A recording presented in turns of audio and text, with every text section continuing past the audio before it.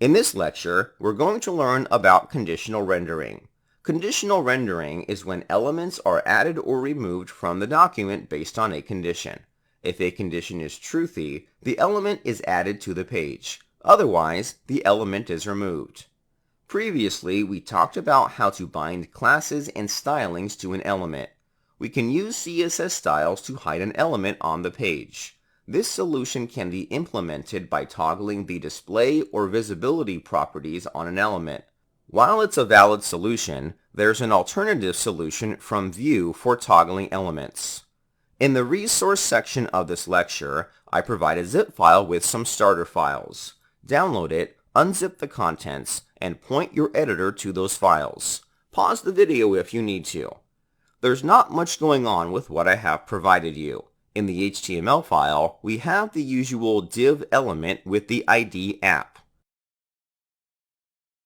In the script file, we're creating a new instance. First, we'll look at how to add or remove an element based on the data inside the Vue instance. In the template, we'll add a paragraph tag. The contents will be the following: showing v-if directive content. The goal is to toggle the element by using a directive called v-if. This feature is what Vue calls conditional rendering. If a specific condition is met, the element will be rendered onto the template. We'll apply the v-if directive to the paragraph tag. The value must be the condition. We'll set the condition to the following: mode equals 1. The mode property does not exist. Let's create it inside the data object. In the script file, we'll define the data function inside the configuration object. Next, we'll create the mode data property with an initial value of 1. Time to give the app a test in the browser. The paragraph tag renders onto the document without a problem. If we were to view this in the Elements panel, we would notice that nothing unusual is applied to the element. Vue can keep track of this element based on the data. We're going to switch to the console panel of the developer tools. We're going to access the Vue instance through the VM variable. We'll update the mode data property to 2. This value is random. I'm not choosing the number 2 for any reason. After reassigning the value, the paragraph disappears. This is because the condition is no longer true. Therefore, the element gets removed. We can even check the Elements panel to check if it was removed. This is something important I want to highlight. Vue will not hide the element. It will altogether remove the element from the document. I'm going to switch back to the console and reassign the value back to 1. The paragraph element is back. If we were to check the Elements panel, the element was added back in. It appears in the same spot with the same content. This functionality is great. We don't have to use CSS tricks to hide the element whenever we don't want it to appear. Vue will automatically keep track of where the element was placed initially. It'll add or remove elements based on the conditions you set in the directives. The v-if directive is not the only conditional directive we have at our disposal. Back inside the editor, we're going to add 2 more sets of paragraph tags with some dummy content.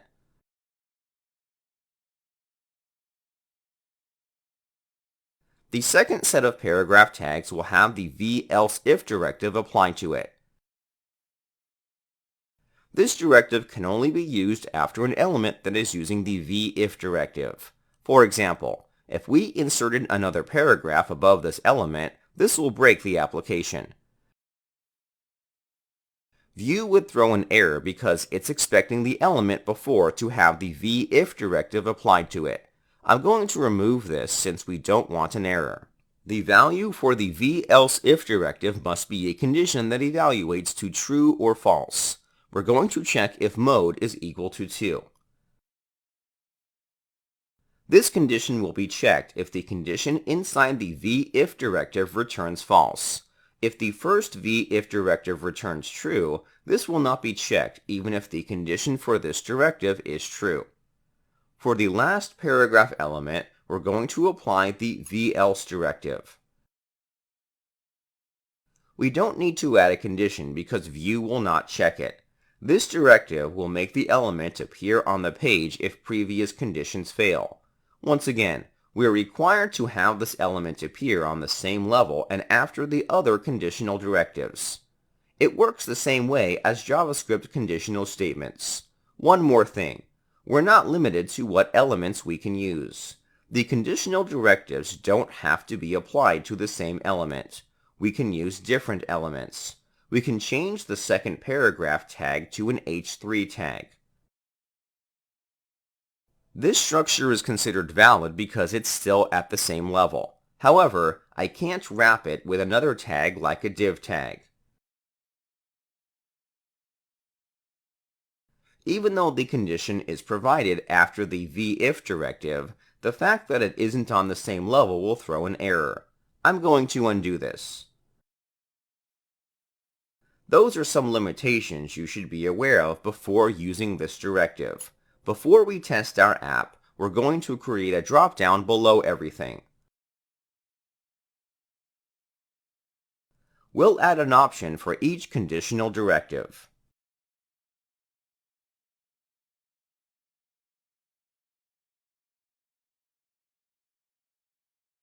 We want to be able to update the mode data property without having to use the console. We're using the vModel directive for updating the mode data property. Make sure you have the same as me before continuing. I'm going to refresh the page.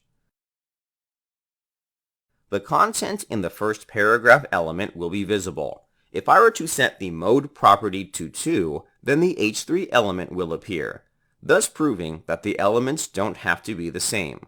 Lastly, we'll set the mode property to 3, which will show the element with the VElse directive. This directive will only be triggered if all previous conditions failed. I'm going to switch to the Elements panel. I'm going to toggle between the modes using the drop-down. As I do so, View can handle adding and removing elements from the document. This is a powerful feature that takes very little work on our side to make function. Let's take things a step further. Sometimes you want to display multiple elements without having to use numerous conditions. Let's look at an example. In the document, let's say we want to render a paragraph and H3 tag conditionally. We'll add a paragraph tag above the heading.